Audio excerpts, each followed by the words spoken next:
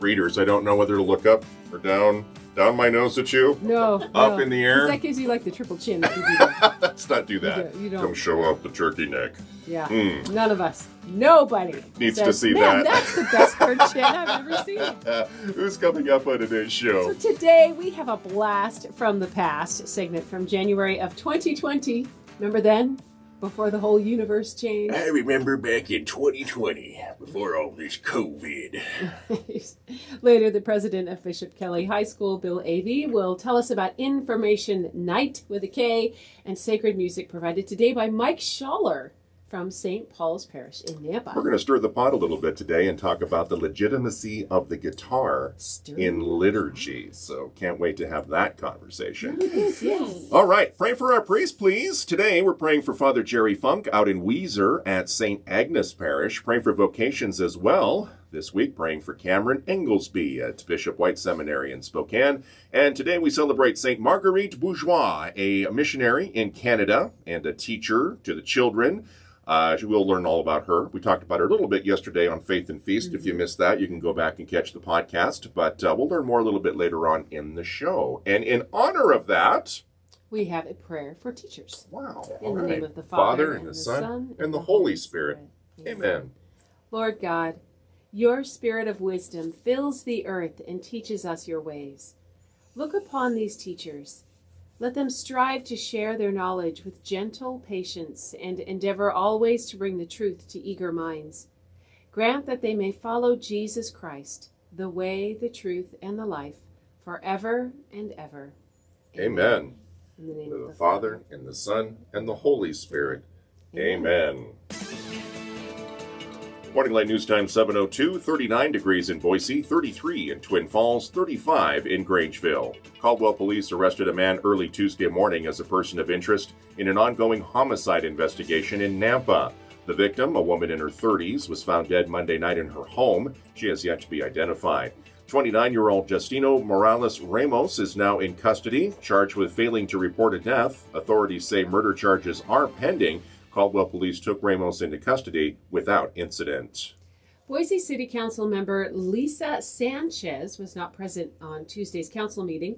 At the start of the meeting, Council President Elaine Clegg announced that Sanchez may no longer be a legal resident of her district. She added that this was uncharted territory for the city and knows it was not intentional. In November, Sanchez revealed that her lease was not going to be renewed at her North End apartment she had lived in for a decade, and that she would have to move. Bed Bath & Beyond on track to close 150 stores across the country as it struggles financially in a crowded market. The company reported that sales declined more than 30% compared to the third quarter of 2021. The CEO of Bed Bath & Beyond Incorporated says that closing 150 stores will allow the company to allocate resources according to customer demand. The affected stores are in approximately 30 states, and unfortunately for you folks listening in the Magic Valley this morning, one of those stores is in Twin Falls. A bowling pin, a nail gun, a ceremonial sword. Sounds like the beginning of Clue. Colonel Mustard did it with a nail gun in the parlor. Just a few of the strange things that the Transportation Safety Administration confiscated from Idaho air travelers this past year. TSA agents also seized a record number of 40 guns at the Boise airport, 6 more than 2021.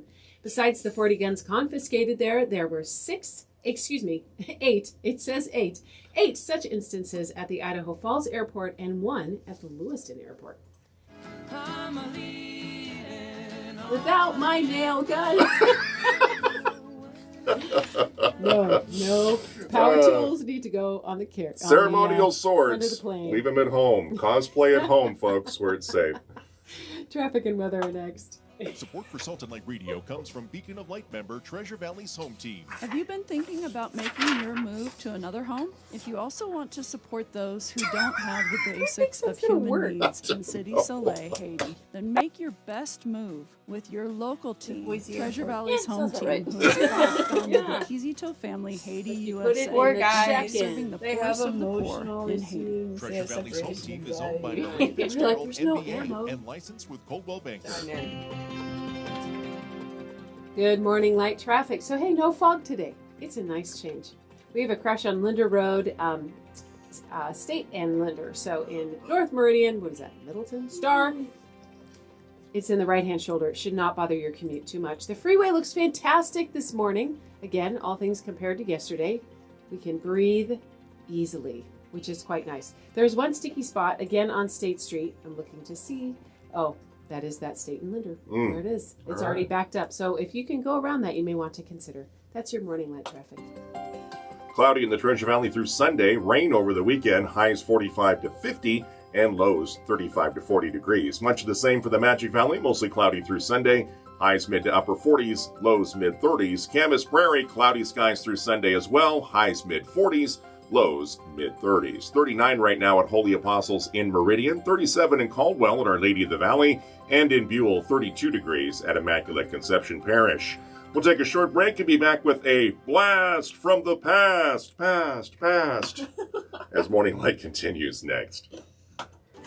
Did you know that Catholic radio has saved lives, marriages, and brought people back did to the find faith a in this couple that I community? I saw that. Still I'll have many to. have never heard of Salt and Light Radio. We are looking to grow our Parish exciting Ambassador people. program. Jimmy the Parish Aiken, Ambassador Matt spreads the Maher, word about and Catholic that was radio before the in either your concert was parish canceled or and out in the the- community. Yeah. It requires Another one limited before time, COVID. but the rewards can be eternal. For And it more was tricky. I information, was going please call beyond Carol that, at and it's hard 'cause everything's 208-658-4491 Oh. or email Like we had all the Carol parish at saltandlightradio.com.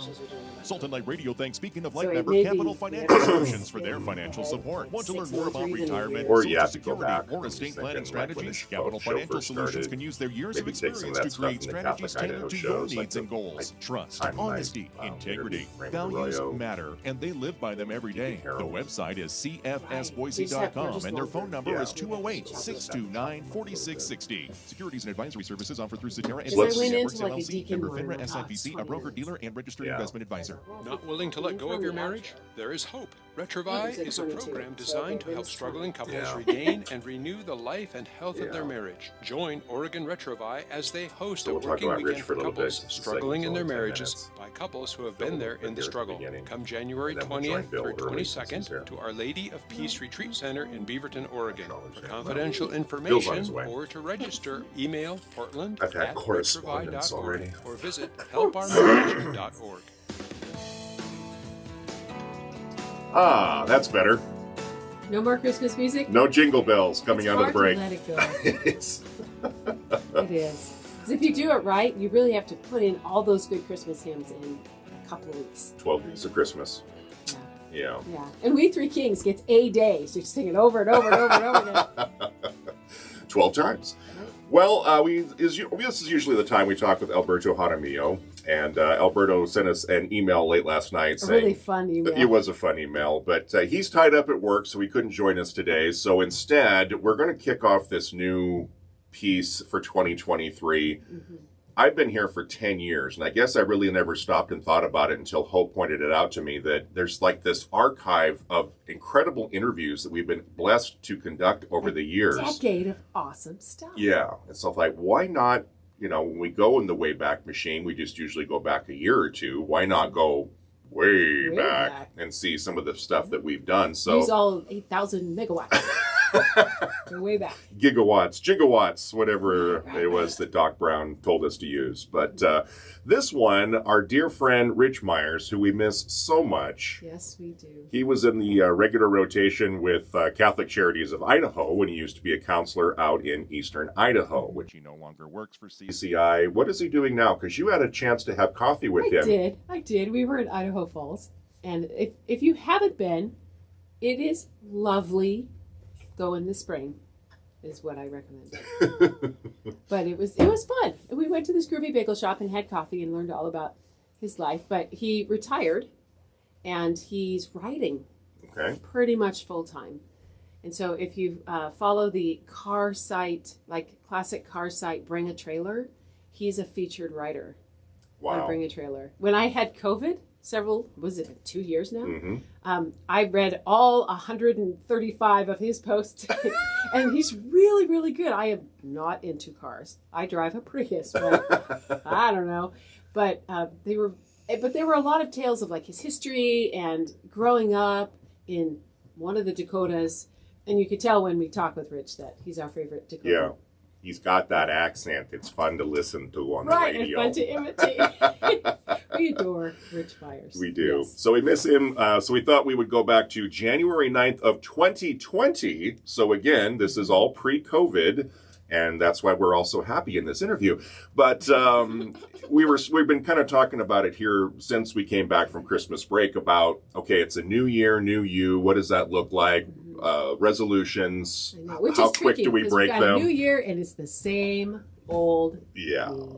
So Rich kind of gives us a little bit of advice as how we handle a new year, but take in mind that this new year was 2020. Our friends from Catholic Charities of Idaho, and we have Rich Myers joining us via webcam through Zoom. Good morning, Richard. How are you? Good morning, you guys. How are you? We're cold over here. I saw that it was 28 degrees and we've already hit our high for the day. Oh, my goodness. Yeah, loving winter. Loving winter. And you guys got some snow, too, so the roads were a little dicey. So you're joining us today from your home office, and we appreciate you making time for us.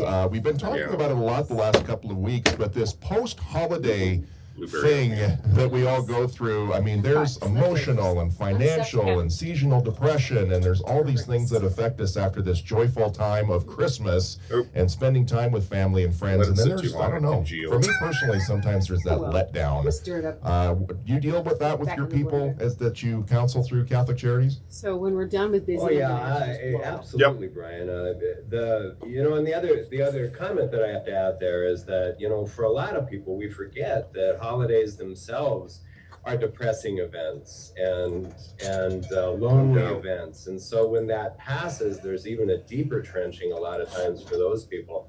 However, I have to say that I have had some depressed Christmas people say that they were just happy to have the whole thing over with.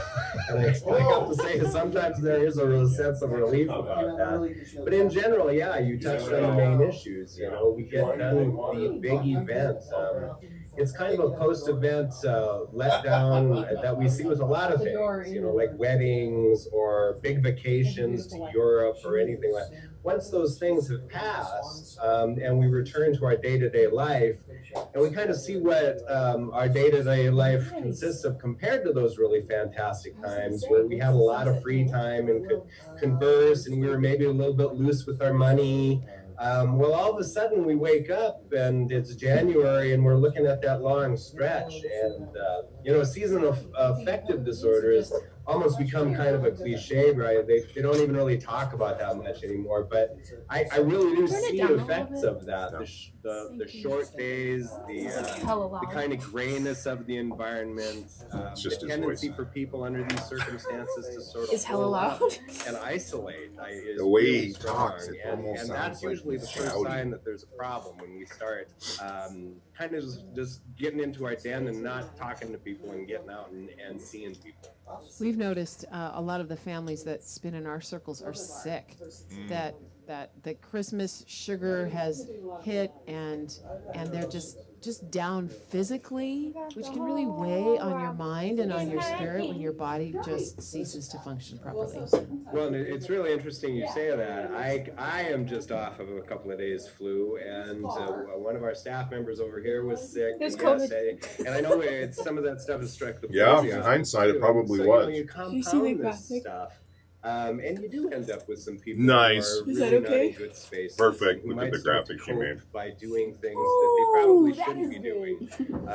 Just in Keep terms that of on hand, 'cause we're gonna have a lot of these. this stuff. Looking for that. They have a lot positive of different response. ones, It's but hard I to couldn't soldier find through that any January, that were good February, March quality. stretch. That is Yeah, I typically sent where one of see Dr. the Ray, largest and numbers when I of listened to it, anxiety I and was like, depression referrals in my practice. sounds pretty tin. Well, what are some of those common concerns that your clients come to you? I mean, obviously, And there were us several only that didn't being have in the ninth descriptions. day of the new year, Like that maybe you don't have Jay. much to gauge that by But I this year. didn't- But in the Well, a bunch past, of Jay's stuff what have is been some of dated, those though, too, common which things talks about what's going on. that people report to you? I was just going to in the kind of month highlight some of January? the bigger ones that we've had. Well, it's Okay, kind of funny. yeah. So I pulled the what I two hear a lot of is I've already broken my Dr. Ray, resolution. Bill, Bill, and right in the middle, we don't so last in real March, long we on those. switched No. to the And, 3-segment. what I talked to a lot of people about, I went to a seminar years back, and it's a pretty widely used tool, I talk to people about appropriate goal setting because that's really important for us. Most of us really have high expectations of ourselves. And I had an old graduate supervisor a while back say the problem with being a perfectionist is you condemn yourself to a life of failure. And you know that to me is really accurate. We're told biblically, you know, there's only one perfect human that ever was around. But holy cow, what do we try to do? I'm never going to have chocolate cake again, Brian. I'm never, ever going to have chocolate cake again in my life, ever.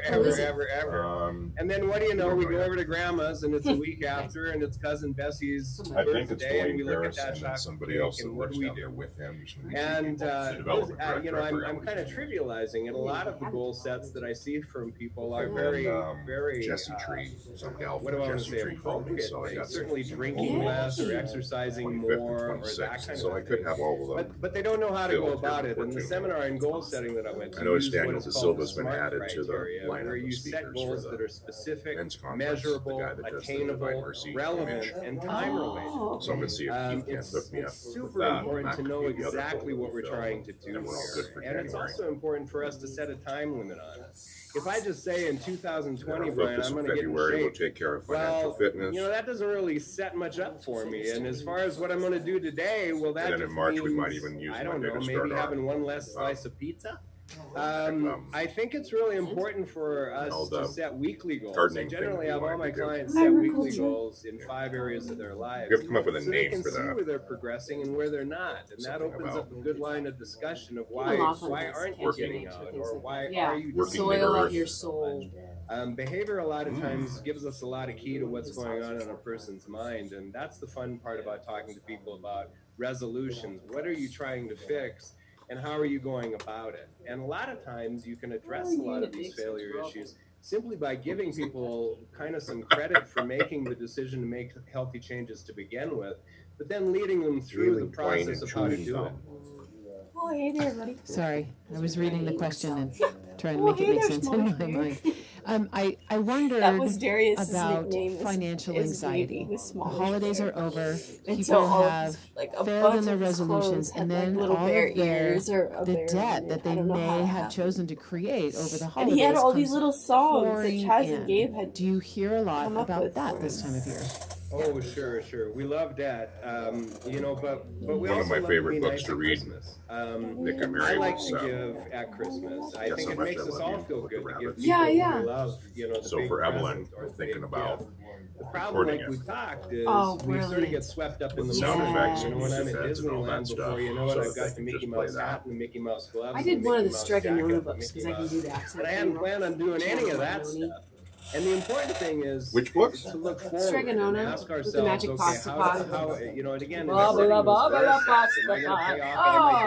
a whole world of children's literature. But if I can send an extra $50, how did I miss that one? That will help, and that will help me start. That's why. And you know what? I always tell my Stregonona and then a couple like choices, and they follow through with those goals. The Christmas one, she's like lighting the That's one of the problems with going to Disneyland and buying all that stuff. A lot of times people feel like they never give themselves anything, and they don't treat themselves to anything. We call it in the recovery field an abstinence violation effect. If I lay off the chocolate cake and lay off the chocolate cake, and then I finally have one piece of chocolate cake, I kind of say all bets are off, and I have a couple of pieces of chocolate cake. He got us these books that you could record into, and it was the night Well, we before see when Christmas. people fail in their resolutions, and then you then turn the they page just and throw it the would whole play a little business song, out. and then he How would be reading can the story, and you could how read can we more. look at failure So not you each as got one. a failure but an opportunity? I guess I'm Very using good. the same word to describe it in both ways. Yeah, this is where I remember really many encourage tears. people to be reaching out and kind of chatting to people in their environment. You know, this is where it's really important this time of year to continue to have coffee with your friends. Every morning. Or, you know, go over and have to watch football all night with buddies, or you know, go to book club. That's what we were joking Get about out and yesterday. get a different perspective. Lots of times, you know, this There's goes that back to meme my going around training. where I it's had a like, graduate the supervisor president who of used to tell his depressed clients to go 2087 is and, probably you know, watching go Coco on Melon right now. So, And it was like, he'd to tell help you, out the at president of homeless 2023 is watching Coco Melon right now. A lot of times there's for no us to sound. give She says, when okay, we now feel like there's we've got Rich nothing and all of left, you chatting because in the when we do background. see people who are more disadvantaged than us, and I hate to say it, but there's always somebody who has a worse day than I'm having. And it's And if on. I go out and help that person and And reach the out, a little lot of times I can gain that perspective They're that not. things really are still in a manageable sort of a paradigm, and I can move forward in it. But that's where it's important to call agencies like Catholic Charities. You know, there's an office there in Boise. You can reach those guys at 208-345-6031. I know they'd be more than willing to talk to you. I certainly would. You could call us at 208-881-0740. We're always wanting to help people. And sometimes just having that set of ears to hear you complain about how irresponsible you were or how many pieces of chocolate cake you just ate, sometimes that's really important rather than sitting around our house and just rushing through that our heads over and over and over. So I always encourage people this time of year, reach out. We're encouraged to hibernate, but we've got to make sure we're getting out of the cave. Beautiful. Thank you so much. Great to see you again, and thanks for talking with us. We will catch up with you soon. Awesome talking to you guys. Stay warm. All right, you too. God bless. Daily Meditations of Pope Benedict XVI, presented by Leonardo de Philippis of St. Luke Productions. Faith is always a path. Faith in God is not a form of knowledge that can be learned like chemistry or mathematics, but remains a belief.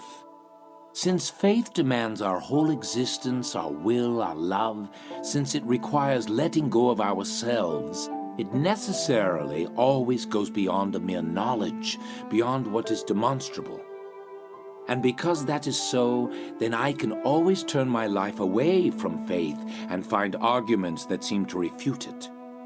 Belief is never simply there in a way that would enable me to say at a certain point in time, I have it and others do not have it. It is something living, which is inclusive of the whole person in all his dimensions, understanding, will, and feelings. A man can always still give way to this other tendency within himself and thus fall away. Faith is always a path. As long as we live, we are on the way, and on that account, faith is always under pressure and under threat. And it is healthy that it can never turn into a convenient ideology, that it does not make me hardened and unable to follow the thoughts of my doubting brother and to sympathize with him. Faith can only mature by suffering anew at every stage in life the oppression and the power of unbelief by admitting its reality, and then finally going right through it so that it again finds the path opening ahead for a while. This meditation is taken from Benedictus, published by Ignatius Press and Magnificat, and produced by St. Luke Productions. Learn more at stlukeproductions.com. 723 Morning Light continues across the Salt and Light Catholic Radio Network. Joined in the St. Gabriel studio now by Bill Avey, the president of Bishop Kelly High School, joining us today to talk about the upcoming Information Night. And of course, all things involved with Bishop Kelly, night spelled with a K.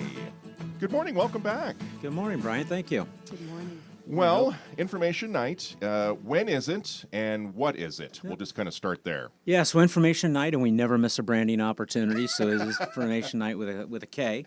And Information Night this year is on Monday, January 30th at 6:30 p.m. in the Carly Center at Bishop Kelly. And we can go into more detail, but it's really oriented about prospective new students. So students right now that are in the 8th grade contemplating joining BK in the 9th grade, as well as folks that might be looking at joining Bishop Kelly in the 10th or 11th grade. I always wondered, because we're a BK family, I always wondered why Information Night was like at the beginning of the second semester. Does it take that long to kind of get an idea of what the culture's like there at BK? In terms of for the new students, we've talked about moving it up, to be honest with you, and doing it more in the fall, but I think the date's more tradition than anything else at this point, and it's kind of right up in front of our admissions deadlines, which start to come up into the March, April timeframe. Okay. Well, maybe kind of walk us through the night. So people get there usually a little bit early because they want to grab a good spot and be able to hear. But what goes on inside the Carly Center Gymnasium there during an Information Night? Yeah, so we start at 6:30. So most folks will kind of arrive between 6:15. Advanced registration's encouraged, and you can do that on our website or by sending a note to admissions@bk.org. But you get registered, you get in. You can just come in through the, many of our families know where the Carly Center is, but many of them don't. And so just show up at the front door and we'll guide you back to the Carly Center. We'll start out with a few minutes of speechifying, but not too many. We'll have 3 speakers, some current parents that will spend about 3 to 5 minutes talking about their experience at BK. A half fabulous student, Molly O'Sullivan, that'll talk about Bishop Kelly from her perspective. And then our special services teacher, Jen Carty, will talk a little bit about Bishop Kelly. From that, we'll break into small tour groups that will be led by Bishop Kelly Sr., and they'll kind of take you through the whole school and show you the different classrooms and parts of the school. And then we finish the tour, as I like to say, similar to what amusement parks do, in the gift shop.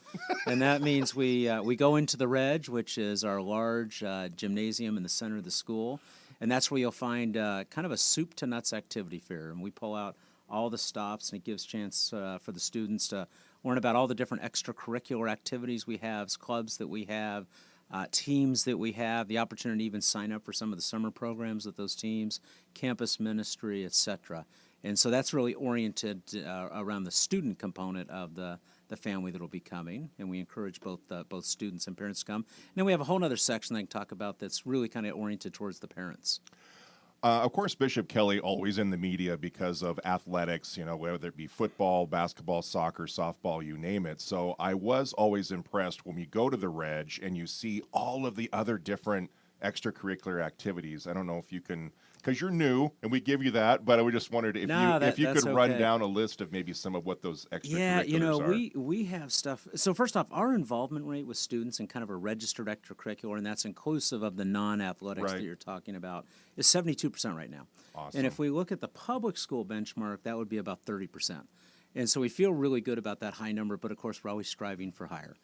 Because when students are involved, they have a better experience at Bishop Kelly. But so those are students involved in just BK-based these activities. are exactly. So they may be a gymnast outside of school, exactly. Wow. But this is So where people they're are tied busy, somehow, where they kind of have their own tribe in Bishop Kelly, a locker decoration and things like that. But yeah, in addition to the athletics, we have a robust speech and debate program. We have a great campus ministry program, as well as Nights for Life. We have a club for just about every passion that you can imagine. Last night, our movie club was working concessions at the boys' basketball game, where they raise money to go out and lease out movie theaters and have a BK night at the theater. This year, we even had a tea club. And so we have a group of students that get together once a month and have a formal tea, and they'll do that as an Old English tea one month and a Japanese tea ceremony another month. Of course, lots of stuff in the arts. And so we have our performing arts with the drama club that puts a play on stage each fall and each spring.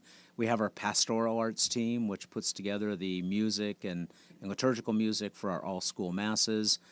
We have our band, we have our orchestra and different sorts of performing arts. So we really try and make sure that every one of our students can find a place and find an identity and find a group that they can call their own.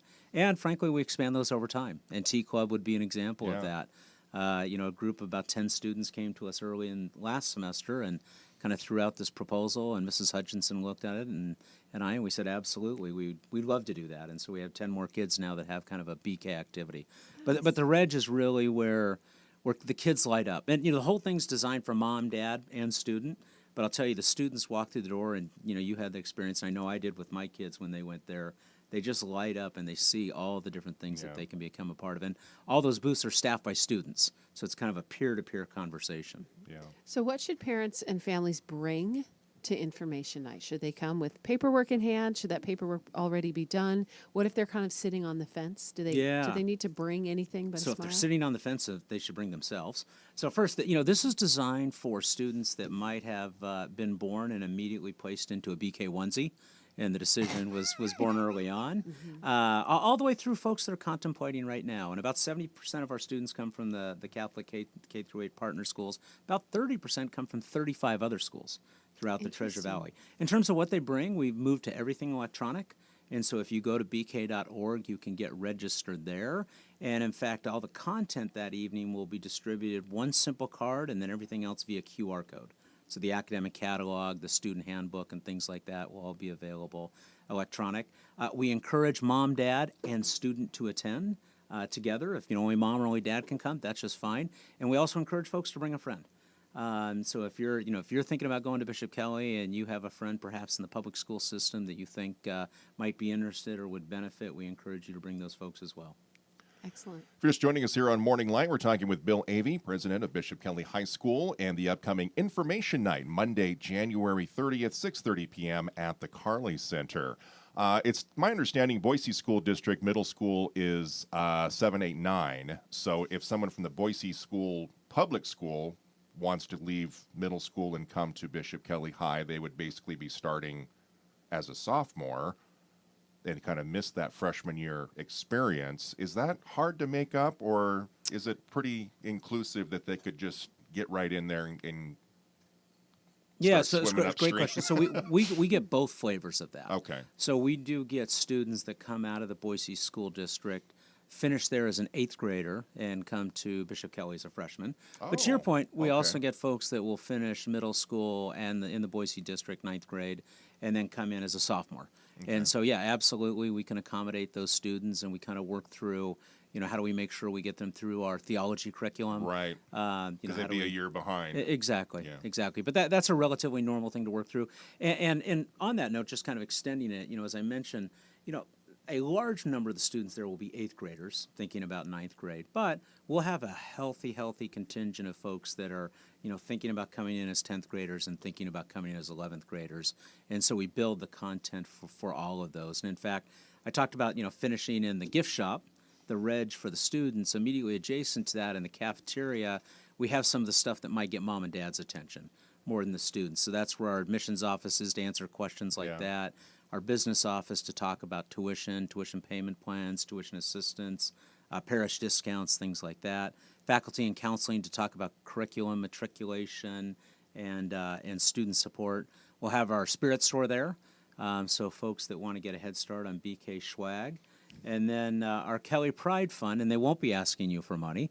They'll be doing a couple things. Is one, just talking about some of the improvements that we're working on for the next few years in the school in terms of infrastructure, and they will be handing out one free of the coveted Bishop Kelly license plates to every family. There you go, the license plate covers. Oh, the covers. Yeah, I was like, the frames. Excuse me, I say we don't give out license plates. The frames. Right. You never Which we still know. have ours. There's a diversity of the license plate. Yeah. I say everyone needs a Choose Life license plate.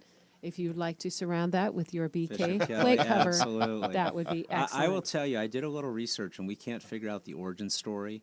But whoever came up with that idea is one of the best marketers in the history of the Treasure Valley. Yep. So we talked about body and we talked about mind. So now spirit, the spirit component of Bishop Kelly. You've got an amazing chaplain over there. You've already kind of touched upon the campus ministry, but let's talk about Father Vance and his responsibilities and how often do you guys have Mass, and we'll kind of dive deep into the spirit side of BK. Absolutely. Father Vance is becoming something of a legend here in his 3rd year, and deservedly At so. the last Jesuit in the area. Yeah. I will tell you, Father Vance has had 30 years in Catholic education, and he will tell you, I'm not putting words in his mouth, that this is the best job he's ever had. He just loves the spirituality of coming to Bishop Kelly every day, and all of our students love him. 70% of our students are Catholic, 30% are not Catholic, and they all gravitate towards Father Vance. To your question, so we have an all-school Mass once a month where we bring, about 1,000 people, including our students and faculty, into the Carly Center for that Mass. We also hold 4 Masses a week, Monday, Wednesday, Thursday, and Friday. Where teams are actually assigned to those Masses when they're in season, and then it's open for other students and faculty and even community members to attend. And so those are great. We have something called Worship Wednesday, which has been around for a couple years, but it's really taken off this last year. And Worship Wednesday is where we have our grand piano in the foyer combined with a teacher playing bass and another on percussion. And we have about a 15-minute break on Wednesdays called Break. And students just come in and join together and sing hymns, and we put the lyrics on the wall, and it's fun, upbeat music. And that's one where they're just building momentum week after week after week. A new thing we started doing this year is First Friday Confessions. Oh. And so we now offer Excellent. confession and reconciliation on Friday during lunch. We bring in Father Vance, of course, and then we have a visiting priest join us, and that gets rotated each week. I will tell you, I had a little trepidation the first week. I was worried I would have priests waiting for students. and not students waiting for priests. But I'm happy to say that we've had the nice problem to have of every single week we've done this, we've had to write notes for the many students that are headed back to class late because they're taking advantage of that opportunity. The one day that we don't offer Mass, because Father Vance works at the diocese on Tuesday, our Knights for Life does the Rosary in the chapel, and so students show up early for that. And so lots of worship going on at Bishop Kelly. So do those happen during the day? Are they in the morning before class? Where do they fall? They are 45 minutes before the bell. Nice. So Mass begins 45 minutes before the bell. Father Vance is very good with his homily. He's got his timing down perfect. And they finish 15 minutes before the bell. That way the students aren't having to rush to class. It gives them time to kind of get organized with their day. So we did a story about a ceremonial sword being confiscated at the Boise airport. And one of my favorite Father Vance stories is he started off a Mass by pulling out this massive sword out of a scabbard and did an amazing homily. It's kind of based on Tolkien, I'm sure, because he's a big Tolkien nut. Yep. But it was just fascinating. And boy, did that get the students' attention when you see this 4-foot-long sword in the air up on the altar. Everybody's attention. You know, Father Father Vance has an incredible ability to connect with young people. Just a couple examples. One, his homilies really are directed towards young people. I'm one of the adults that's usually in the audience, and I listen and I enjoy it, and I go, but this is directed at a 15-year-old, right? And he knows how to connect with those folks, and he's developed those skills over the years. I will tell you, and I'm not talking out of turn here, he'd tell you this, and I'll tell you if you brought it up, he'd have tears in his eyes. But he had a student come to him, both talk to him and bring a card just before the break. And it was a young lady who came to Bishop Kelly who's not Catholic and was terrified, right? This was a scary thing to her to come to an all-Catholic school with somebody that didn't have that tradition. And she showed up in Father Vance's office to thank him and let him know how he was the person that made her comfortable. Which, just think about that for a second. Somebody who's afraid, not for any necessarily good reason, but just the unknown of ending up in a Catholic environment, and who she goes and finds is the man who's in clerics every day with the collar, kind of the face of this church, and says, you are the person that made me feel comfortable here and a part of Bishop Kelly. And from time to time, some of those folks become converts, and so it's part of our mission is evangelism, and it's the students that come in with strong faith that we help build that. It's the students that come in with a good faith foundation, but maybe they're questioning, and help them work through that. And then it's also students that come in without, and help them become a part of it. And Father Vance is able to take those students through every step of that journey. All right. Beautiful. You brought a lot of notes. I don't know if we touched on anything, so we'll give you here the last I think we minute so here's the thing. Go to bk.org, get registered. Love to see you Monday, January 30th at 6:30. Mom, Dad, please come. Bring your student. If you'd like to bring a friend, great. If that doesn't work for you, we have some virtual options, and those are on the website. So you can go take a virtual tour. You can schedule a shadow day, and we can still make sure that we kind of get you the full Bishop Kelly experience. But if you can make it, that Monday, June 30th, 6:30 p.m. is going to be time well spent. All right. Excellent. Thank you so much. Bill Avey, president of Bishop Kelly High School. The upcoming information night, January 30th. It's a Monday night, 6:30 at the Carley Center. All the information at bk.org. Great to see you again. We'll have you back on soon. Say hi to Father Vance. We are having some communication, Father and I, about trying to put in a good word relaunch the Tolkien Talk. He mentioned to me that there was some good momentum about that. That's exciting. That's a good sign. That is a good sign. So Father apologized for not getting back to us sooner, but it's not like he doesn't have 1,000 students to shepherd. So we'll give him a pass there. But we will get Father Vance back on the air as a major part of Morning Light here right around the corner. We're 60 seconds away from news, traffic, and weather. Next.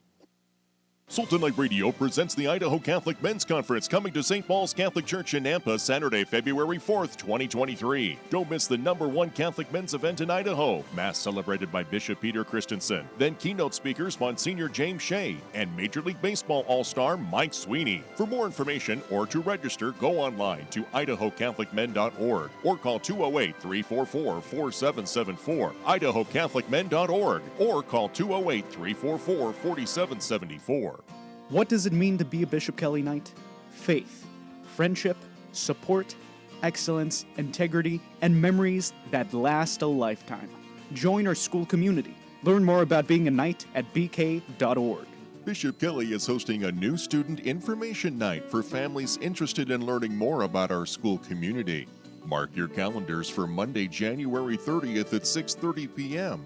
and visit bk.org for more information. Morning Light News Time 7:40, 39 degrees in Boise, 33 in Twin Falls, 36 in Grangeville. Monday around 10 a.m., a 43-year-old man from Boise died after a crash on I-84 near milepost 173 in Jerome County. According to Idaho State Police, the man was driving a 2017 Freightliner semi-truck that went off the highway, jackknifed, and rolled. He was headed east, and no other vehicles were involved. Police say he was wearing a seatbelt but died on the scene from his injuries. ISB continues to investigate the crash. Several Idaho search crews rescued a man after he lost both his skis in a small avalanche on the backside of Bogus Basin Monday night. The skier traveled out of bounds in the dark and ended up in a backcountry canyon. Search crews used avalanche beacons, snow probes, and snow shovels while calling out for the man in order to make voice contact.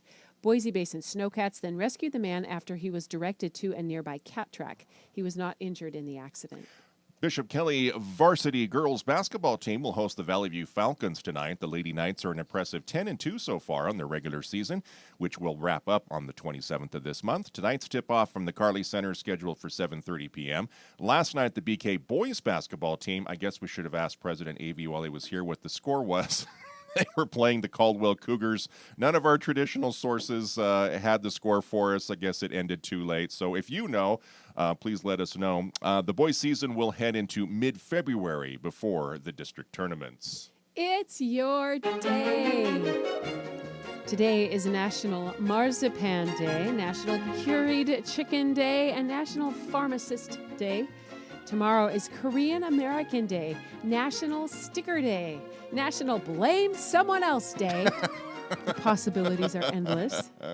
Tomorrow's also National Peach Melba Day and it goes like, Rubber ducky, you're the one. You make bath time lots of fun. That's right, National Rubber Ducky Day. Looking toward the weekend, Saturday is Ratification Day. We know that after the Declaration of Independence was signed, British and American troops battled it out for 8 years. Ratification Day is when the Treaty of Paris was signed, recognizing the U.S. as a sovereign country. The things you learn on Morning Light. So enjoy your day and your weekend. Traffic and weather are next. Support for Salt and Light Radio and the upcoming Idaho Catholic Men's Conference comes from Platinum sponsor Treasure Valley Hospital. A physician-owned surgical hospital, Treasure Valley Hospital delivers individualized care in a friendly, comfortable atmosphere. When physicians are directly involved, the patient always benefits. Located at 8800 West Emerald in Boise, the phone number for Treasure Valley Hospital is 208-373-5000 and the website treasurevalleyhospital.com. Good morning, light traffic. A little snarl there in between Eagle and Star on State Street as you are approaching Linder, heading eastbound. Very, very slow there. You may want to take an alternative route if you have one. On the freeway, things are just starting to slow in Nampa, and then our usual slowing starting at 10 Mile all the way through Meridian. You're going to get to Maple Grove, and then it's free and clear to the Flying Y. No particular incidents to let you know about, so please be very careful. That's your morning light traffic. Cloudy in the Treasure Valley through Sunday, rain over the weekend, highs 45 to 50 and lows 35 to 40 degrees. Magic Valley, much of the same, mostly cloudy through Sunday, highs mid to upper 40s and lows mid 30s. Camas Prairie, pretty much the same thing. Cloudy through Sunday, highs mid 40s, lows mid 30s. 35 right now in Mountain Home at Our Lady of Good Counsel. Fruitland reporting 37 at Corpus Christi, 29 degrees in Rupert at St. Nicholas. Let's learn more about our saint of the day. When we return, we'll wrap it up with sacred music as Morning Light continues on a Thankful Thursday. Yeah, that's what day it is. It's a wonderful Thursday. This is Franciscan Media's Saint of the Day for January 12th. Today we celebrate Saint Marguerite Bourgeois. Canadians take a special delight in celebrating Saint Marguerite. No wonder. The French-born woman who once planned to live a quiet life of a cloistered nun went on to leave her mark in her adopted home of Canada. This includes a school for Indian girls in Montreal when it was still a French colony and founding the Sisters of Notre Dame in 1676. Life in 17th century Canada was not easy. Marguerite became acquainted with hardships of all kinds, poverty, natural disasters, and opposition from church authorities who did not share her vision for her new community. But over time she prevailed, and the Sisters of Notre Dame welcomed several young Iroquois women. The schools established by the Sisters of Notre Dame, eventually numbering over 200, also prospered. Perhaps the best word to describe today's saint is pioneer. Saint Marguerite was a woman of courage who, fortified by faith, set out on a new and unknown path from France to serve in the New World. By the time of her death in 1700, she was referred to as the Mother of the Colony. She was canonized in 1982. There's more about the saints along with inspiration and Catholic resources at our website, saintoftheday.org. From Franciscan Media, this has been Saint of the Day. 7:45, 50 minutes away from 8 o'clock as we wrap up Thankful Thursday here at Morning Light with Sacred Music. And we have a new fresh face in the St. Gabriel studio. Mike Schaller, music minister out at St. Paul's Parish in Nampa, who I had the opportunity to meet during a pledge drive. Was it the most recent one or one before? Most recent, okay. So you said something just now. What's that? Fresh face. Fresh face. Nobody's used that about me in decades, so thank you, Brian. I just want to make your day, Mike. Welcome aboard. No. So today Glad we're to be talking here. about probably a somewhat of a controversial topic, the legitimacy of guitar in liturgy. Yeah. So are there two camps really out there about Oh my that? goodness, are there two camps? You know, I would say at the assembly level, the gathered people, maybe not so much, but within the community of liturgical musicians, certainly differing opinions as to the appropriateness of the instrument. You know, is it profane by its very nature, or is it acceptable? And I don't know that we'll ever solve the problem, but it's interesting conversation. My personal opinion, it's not the guitar so much as how we use it or who's wielding the guitar. Yes, yes. So if we join the camp that says the guitar is acceptable in liturgy, what's the best way to use it? Well, you know, in my opinion, I think the first thing that we have to think about is, all right, well, what's the type of music that we're about in that moment? Are we singing traditional hymns? Are we singing more contemporary stuff? I think authenticity is really what we need to think about when we're arranging any piece, whether it's sacred chant, whether it's traditional hymnody, or whether it's a contemporary piece. Let's say, for example, let's take Miracle of Grace, a contemporary piece by Curtis Stephen. Organ is defined as the preeminent instrument of the church, but I wouldn't say that a pipe organ and, say, an operatically trained voice would be the appropriate approach for that particular piece. Neither would I say that that guitar is an appropriate voice for some of the more traditional stuff. Certainly you can use guitar, anything. Oregon Catholic Press publishes a lot of the music that we use locally. And they always have guitar charts for everything, but that's not to say that guitar is an appropriate voice for that piece. As somebody that happens to love guitar, I have a bunch of guitars. It might be sinful, I don't know. I find that people who love the guitar begin to collect them. They follow me home. I can't help it. Because pianos are big and expensive, and they're difficult to find a room for. They're really hard to carry. But, so as somebody that loves the guitar, I would tell you I'm probably the first person to self-edit and say, okay, well, what does the guitar really do on this particular piece? Just because I have a chart and a guitar doesn't mean that I should necessarily play. So for me, it's the type of music and how we intend to arrange it that helps lead us to the answer of whether guitar is appropriate for a particular piece. And then I think the way we play the guitar, I'm going back to 1969, I'm a student at St. Rose Catholic School in Northeast Portland, and Sister so-and-so has brought a guitar to school mass. Oh my goodness, it's revolutionary. It's 1969 and we have guitars.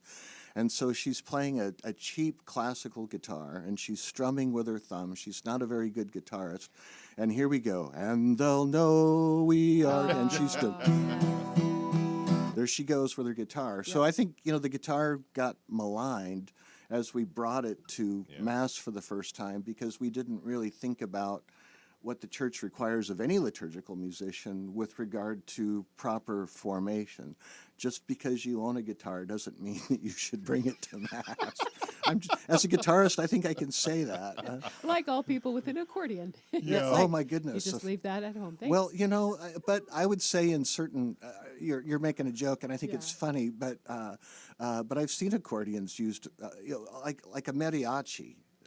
Some of our Latino community, it's very authentic to that style of music. And, those of us that prefer contemplative traditional might say that mariachi is profane, but maybe it is, maybe it isn't. It's certainly authentic in certain regions, certain communities, certain countries. Yeah, with the Catholic Church being universal, it is celebrated differently in different cultures. Absolutely. We just recently interviewed a priest from Ghana, and he talked about how Mass was 2 hours long because there's a lot of traditional music, traditional dance. It looks different than it does here in Boise, Idaho. Swahili had the drum kit and the electric piano, and there was a lot of rhythm. There's a lot. And so even here within our own diocese, like you'd mentioned, the Latino Mass, we've got and I'm making air quotes here in the studio for those who are not watching us on YouTube, the teen Mass. So the teen Mass, we might bring out the electric guitar and maybe a drum set, and we might do a little bit more contemporary music. Which for some people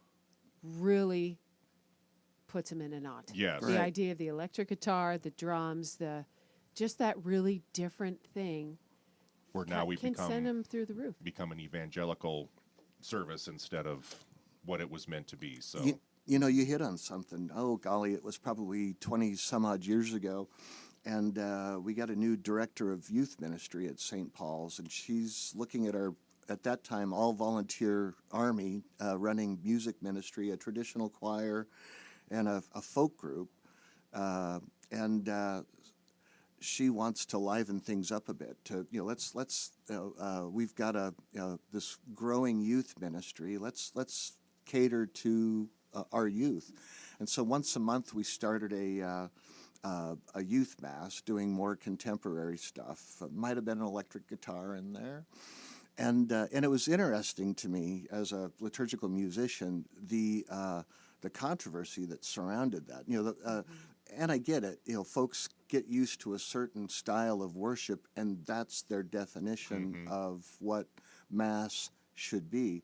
And so they'd show up for the monthly youth Mass. It's like, oh my goodness, I forgot it's the second Saturday at 5 o'clock. It's those darned electric guitars. And, and the nice lady would say, oh, I wish I would have remembered. I would have just come tomorrow. So for me, it was an education about how convicted we are in our beliefs. And I think this whole controversy about the legitimacy of guitar is really that in a nutshell. Folks that have a certain definition of what's liturgically appropriate and what isn't. I would point out that the guitar is in the same family of instruments, the chordophones, as piano, violin, and nobody would argue that piano and violin are legitimate voices for liturgy. So what's what's this thing that we have about the guitar? So like I say, for me, I think it's the way that that guitar is sometimes employed, or that we've allowed folks that aren't particularly adept at guitar to come in. Sister so-and-so in 1969, strumming her cheap the two chords that she knew. Yeah, with the little pause to get from the E minor. Okay, here we go. There's the A minor. God bless her. Well, since you brought your guitar, could you maybe give us some examples, I guess? You know, one of the things that I've taken a shine to lately is taking these ancient pieces and adapting them to be used by led by guitar. You know, hymns that have been with us for hundreds of years. In a week, I'll be assisting at a funeral, and the family's asked for Amazing Grace. Well, the song we know as Amazing Grace, the hymn tune's actually called New Britain. If you look at the bottom of the hymnal, you know, the text is listed, copyrighted perhaps, or it might, you know, in many cases, these old hymns, public domain. And then the melody is something else. So the tune that we know as Amazing Grace is called New Britain. And the church has used that in a couple of different, you know, not just Amazing Grace, but it shows up in a Marian hymn. I think it's called Mary's Song. That goes by the same tune. But it works really nicely as an instrumental piece. You know, like in a funeral mass, often Amazing Grace is requested. And that moment during the offertory is pretty short. You know, the priest is ready to continue the mass. We don't have time to sing 3 verses of Amazing Grace. Right, because when people start Amazing Grace, they are not They're stopping. not stopping, yeah. So I just adapted it to guitar.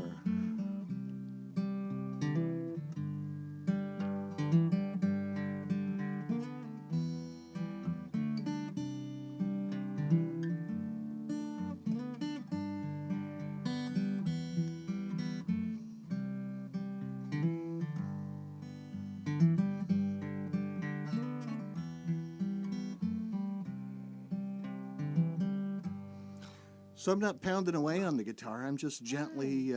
This is a $50 pawn shop guitar. I brought this one on purpose because you know, the guitar is, you know, considered by some to be profane. Well, this is a very humble instrument. Yeah. I happen to love its voice.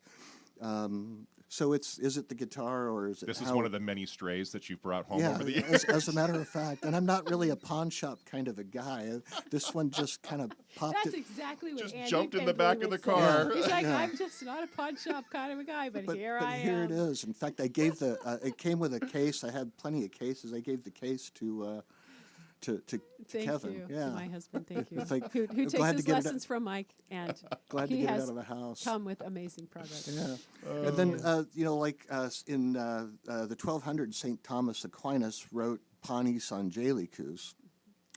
And so I adapted that to the guitar. It works beautifully. At the beginning of communion, you know, Father takes the body of Christ, and that begins communion. So there's this awkward moment of, okay, well, we got to get the choir through communion. How do we do that? So we've one of the ways we cover the moment, I'll say musically, is to just do a little noodling instrumental piece, pianist or organist, guitarist, what have you. So we've adapted some of these old hymns for you know, Panis Angelicus. The text dates, to the 1200s. I think the music, 17th century, I think. So they've been around, they've been with us for a while. And it works beautifully as an instrumental piece for that beginning of communion while the choir is receiving to come back and lead the singing. I'll just play a bit of it.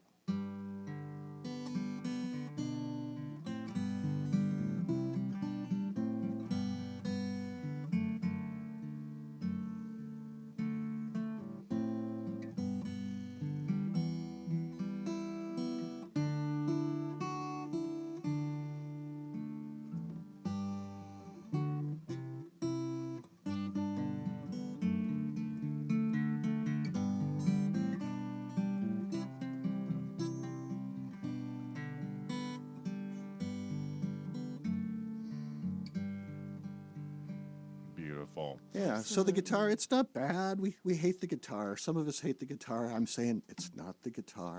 It's how we wield it. Yeah. Well, and it made me think in my hometown parish, very tiny parish, a lot of our rural parishes only have the organ that was built with the building. Oh, good point. And organists are hard to find. They are. Good ones particularly. Right. You might get a pianist who can kind of make it work, maybe sort of, kind of. But the guitar is so perfect because you don't have to, the parish doesn't have to buy a new instrument. You don't have to figure out where it is.